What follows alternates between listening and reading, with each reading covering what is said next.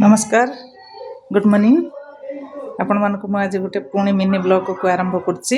आपण माने देखिबे देखंतु हमर एठी हमर गोटे बेड थिला देखुचंतु बहुत दिन हला से बाहर को बाहरी नथिला मु आज ताको सखाळु कोन कले ना से खटटा को बाहर को काढी देली ए देखंतु बाहर को काढी दीची आ जेत्ती के कपड़ा पत्र सब थिला ताको सब क्लीन करके खरा रे सुखे देची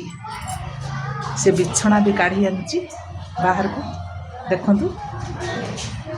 कहीं कि खरार पकई दीची बहुत दिन है खरार पड़ी नाला देखुं कारण आमर से गोटे पिला रोला ना से पिला बर्तमान घर को जाइए मु भाविली टे आज सब काढ़ी परिष्कार करदेवी आ बहुत दिन है खरा को बाहरी ना देखुं आ देखु आमर ये टीवी भी लगी देखुं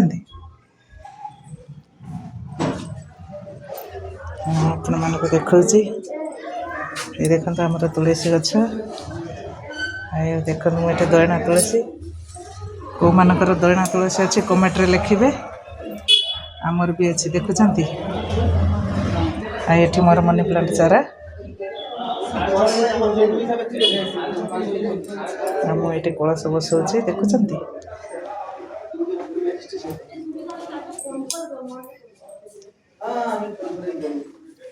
रोची नमस्कार पुणी देखा नेक्स्ट वीडियो रे जय जगन्नाथ।